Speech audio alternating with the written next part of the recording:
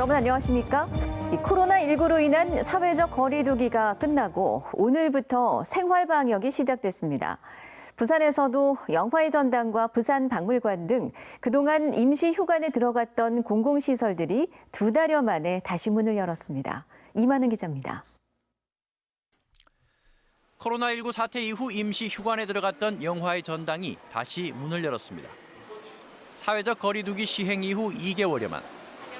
입구마다 여러 상 카메라와 체온 측정기가 비치돼 드나드는 사람들의 체온을 재고 영화 관람객과 직원들 모두 약속이나 한 듯 마스크를 착용했습니다. 영화관에 들어가서는 누가 이야기하지 않아도 각자 알아서 듬성듬성 떨어져 앉습니다. 석 달 동안 이게 방콕, 쥐콕이라고 그러지 답답하게 있었는데 어제 이렇게 영화 전당에서 문자가 왔더라고요. 오픈한다고. 그래서 이 영화 보러 오게 돼서 아주 시원한 것 같아요. 부산박물관도 다시 문을 열었습니다. 재개관을 맞아 국립중앙박물관과 공동으로 가야 본성 칼과 현 특별 전시회를 유치했는데 코로나19 확산 방지를 위해 개막식은 생략했습니다. 관람객을 분산시키기 위해 인터넷으로 예약을 받아 1시간에 50여 명만 관람객을 받습니다. 이 밖에 시립미술관도 1시간 30분 간격으로 30명의 예약을 받는 조건으로 재개관했고 태종대 다누비 열차도 이번 주말부터 운행을 재개합니다. 시설별 위험도를 고려하여 실내, 밀집 시설의 경우 인원 제한 등 단계적 재개 방안을 마련하여 시행하겠습니다. 야외 버스킹 공연도 일부 재개돼 도시철도 부산대역에서는 이번 주부터 매주 금요일 붉은 버스킹이 열릴 예정입니다. 국립해양박물관도 이번 주말부터 2시간에 200명씩 사전 예약을 받아 재개관합니다. 그러나 공공시설들의 완전한 개장은 코로나19 진행 상황에 맞춰 결정될 예정이어서 아직은 유동적인 상황입니다. MBC 뉴스 이만흥입니다. 코로나19 자가격리 지침을 위반해 안심밴드를 착용한 사례가 처음으로 나왔습니다. 범정부대책지원본부는 오늘 자가격리 지침 위반으로 적발돼 안심밴드를 착용한 2명 중 1명이 부산 거주자로 부산에서 자가격리지를 이탈한 뒤 인근 중학교를 산책하다 주민 신고로 적발됐다고 밝혔습니다. 부산은 오늘도 추가 확진자 없이 전체 누적 확진 환자가 135명으로 집계된 가운데 16명이 입원 치료를 받고 있고 나머지는 모두 퇴원했습니다. 시장 권한대행 체제 이후 처음으로 지역경제계와 부산시가 현안 논의를 위해 한자리에 모였습니다. 코로나19로 인한 위기 극복을 최우선 과제로 두되 동남권 관문공항 건설 등 지역 현안 해결에도 다시 힘을 모으기로 했습니다. 정은주 기자입니다. 생활 속 거리두기 첫날, 지역 상공인과 시장 권한대행, 경제부시장 등 부산시 경제라인 60여 명이 한자리에 모였습니다. 참석자들은 코로나19로 최악의 위기를 겪고 있는 지역 경제 회복을 위해 부산시가 소상공인, 제조업, 관광마이스 등 분야별 맞춤 정책에 더욱 힘을 쏟아줄 것을 당부했습니다. 위기 상황에도 동남권 관문공항 건설과 2030 월드엑스포 유치 등 기존 역점 과제에 협조와 지원을 아끼지 말자고도 뜻을 모았습니다. 특히 부산은 지금 현재 동남권 신공항, 복합 리조트 이런 것이 지금 큰 가지가 있는데 그것이 제대로 되면 더 경제가 발전할 것으로 믿습니다. 부산시는 내수 경기 활성화와 제조업체 경영 정상화 등 우선 과제 외에 언택, 스마트, 헬스 방역 등 코로나19로 부상한 산업들을 집중 육성하겠다는 계획도 다시 한번 확인했습니다. 코로나 이후에 신산업들이 많이 부각이 됩니다. 언택 산업이라든지 스마트 산업이라든지 이런 부분들이 있는데 그 미래의 먹거리를 우리가 또 준비해 나가는 그런 과제들이 있기 때문에 그런 부분에 대해서 단계적으로 하나하나씩. 형식적인 간담회 외에 시민들에게 실질적인 도움이 될 수 있는 정책을 내놓을 것을 부산시에 요구하는 목소리도 나왔습니다. 시민들에게 직접적으로 일어설 수 있는 힘을 줄 수 있는 아까 돈백정 카드라든지 여러 가지의 어떤 아이템이 있습니다만은 그 기대에 미치지 못했던 그런 시정이었기 때문에 이번에는 확실하게 한번 보여주실 것을 강구. 경제인들은 특히 오전 시장 시절 지역 경제계와 자주 소통하겠다던 부산시의 약속은 말뿐에 그쳤다며 잦은 소통의 기회를 가져줄 것을 부산시에 당부했습니다. MBC 뉴스 정은주입니다. 최근 이천 물류창고와 고성 산불 등 대형 화재에 대한 경각심이 커졌습니다. 아파트나 빌라 같은 공동주택에서도 한 번 불이 나면 큰 피해로 이어질 수 있는데요. 지난 5년 동안 부산에선 공동주택 화재가 2,200건 발생해 180여 명이 숨지거나 다쳤습니다. 이 중 사망자만 추려서 분석한 결과 절반 이상이 새벽 시간 부실한 소방시설 속에서 숨진 것으로 나타났습니다. 자, 오늘부터 4차례에 걸쳐 공동주택 화재의 현황과 문제점을 집중 보도하겠습니다. 먼저 현지호 기자입니다. 지난 2016년 2월 해운대구 반송동 다세대 주택 화재로 72살 A씨가 집안에서 목숨을 잃었습니다. 불은 가스 배관에서 새어나온 가스로 인해 윗집과 앞집까지 태웠습니다. 92년 지어진 주택에는 소화기조차 없었습니다. A씨처럼 부산의 공동주택에서 화재로 숨진 사람은 지난 5년 동안 모두 20명. 사망자가 나온 주택 17곳을 전수조사한 결과 60년대부터 90년대 사이 지어진 주택이 12곳으로 전체 70%를 차지했습니다. 화재에 취약한 빌라나 원룸 등 다세대 주택이 11곳, 나머지 6곳은 90년대 이전에 지어진 평균 34년 된 노후 아파트였습니다. 이들 노후주택 대부분은 소방법 사각지대에 속해 있습니다. 스프링클러와 소화기, 화재 감지기 등 이른바 3대 소방시설이 그동안 건물 층수나 연면적 기준으로 적용되었기 때문입니다. 스프링클러 설치는 2018년부터 11층에서 6층 이상 건물로 확대됐습니다. 연면적 1,000제곱미터 이상에만 의무 설치토록 한 소화기와 자동 화재 감지기는 2012년부터 모든 주택으로 확대됐습니다. 하지만 화재 감식 보고서를 입수해 살펴봤더니 스프링클러는 모두 설치 대상이 아니었고 여전히 소방시설 어느 것 하나 갖추지 못한 주택은 4곳, 소화기만 있는 곳이 6곳이었습니다. 법은 강화됐지만 소급 적용은 안 됐기 때문입니다. 소방이라든가 재난, 안전에 있어서는 소급 적용을 한번 고려해 볼 필요는 있고요. 강화된 법률로 인해서 신축되는 건물들은 모든 소방시설들이 다 설치가 되도록 법 규정이 되어 있습니다. 근데 정작 우리가 화재에 취약하고 위험한 주택들은 그 법 적용 이전의 것들이 사실은 위험한 거거든요.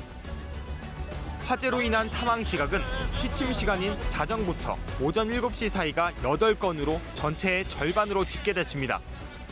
화재 사망자 평균 연령은 60세로 특히 65세 이상 고령층이 7명으로 전체 사망자의 41%를 차지했습니다. MBC 뉴스 현주호입니다. 자, 그럼 화재 당시 피해자들은 어떻게 숨져갔는지를 좀 더 자세히 들여다보겠습니다. 당시 감식 보고서를 저희가 분석해봤는데요. 사망자 가운데 대피 도중에 숨진 사람은 단 2명. 나머지 90%는 대피할 새도 없이 그냥 집안에서 목숨을 잃었습니다. 왜 이런 일이 벌어진 건지 송광모 기자가 알아봤습니다. 지난 2015년 1월 부산 진구의 3층짜리 주택. 새벽 2시에 시작된 불은 주택 한 가구를 잿더미로 만들었습니다. 이 과정에서 잠을 자던 68살 B씨가 연기를 마셔 숨졌습니다. B씨는 대피하지 못한 채 불이 시작된 침대에서 불과 2m 떨어진 방문 앞에 엎드린 채 발견됐습니다. 2016년 동래구 아파트 화재로 숨진 60대 남성도 방 문턱에서, 1년 뒤 부산 진구 다세대 주택에선 30대 남성도 침대 위에서 숨진 채 발견됐습니다. 화재 인지에서 대피, 진화로 이어지는 3단계 과정 중 대피 단계까지 이어진 경우는 사망자 20명 중 단 2명뿐. 나머지는 모두 인지 단계에서 숨졌습니다. 불이 난 줄 몰랐거나 너무 늦게 알아차린 것입니다. 실제 조사 대상 주택 60%에는 화재를 조기에 알 수 있는 화재 감지기가 없었습니다. 특히 자정부터 오전 7시까지 취약 시간대 사망자를 낸 8곳은 모두 무방비였습니다. 실질적으로 화재 감지기가 없다고 하면 취침 중일 경우에 제실자가 사실 대피하는 데는 굉장히 어려움이 있습니다. 대피를 하지 못하면 통상 연기에 노출이 될 경우에는 2, 3분 내에도 사망하는 경우가 다수 있습니다.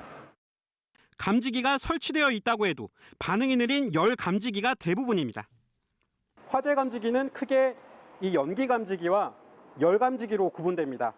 문제는 온도에 따라 반응하는 이 열 감지기로는 질식 사고에 빠르게 대응하기 힘들다는 점입니다. 실험에서도 여실히 드러납니다. 불이 붙은 지 3분 13초, 연기 감지기가 작동하고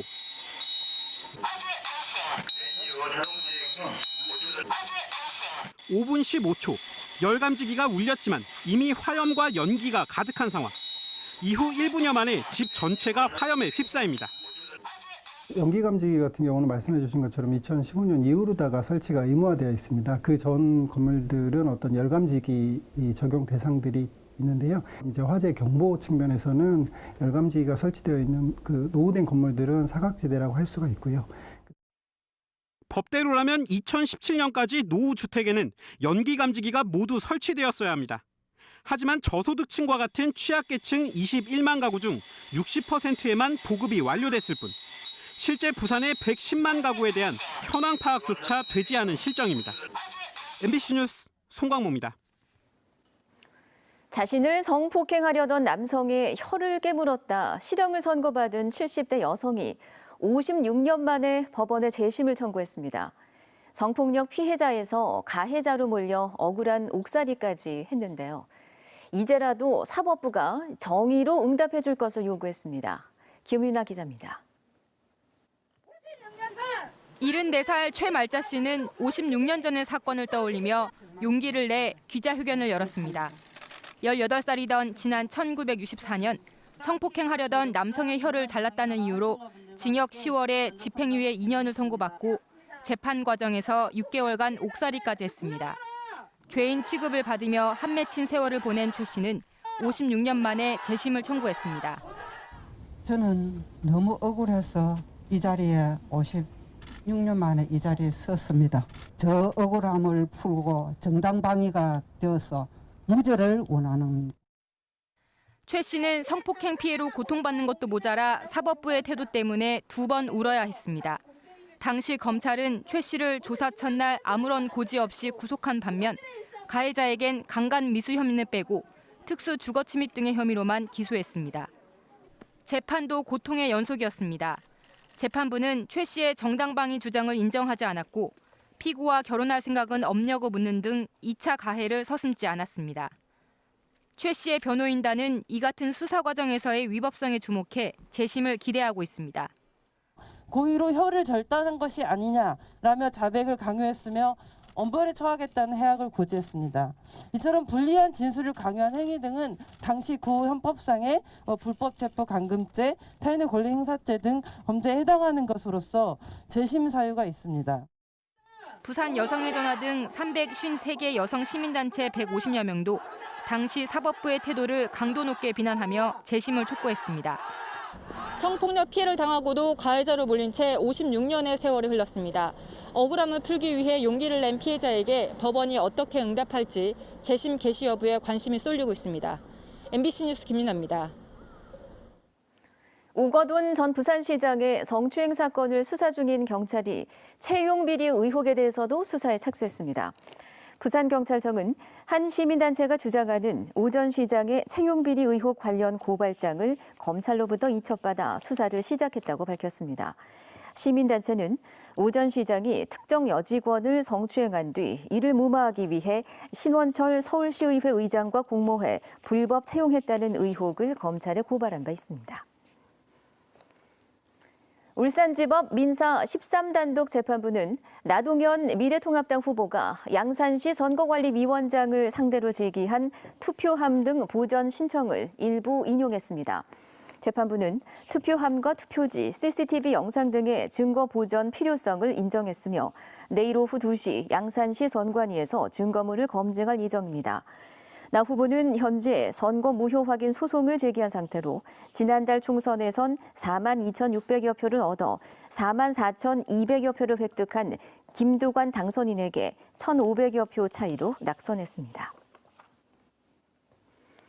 허용도 부산상의 회장 등 지역 경제인들이 동남권 관문공항 건설과 관련해 오는 14일 서울 삼청동 총리공관에서 정세균 국무총리와 만납니다.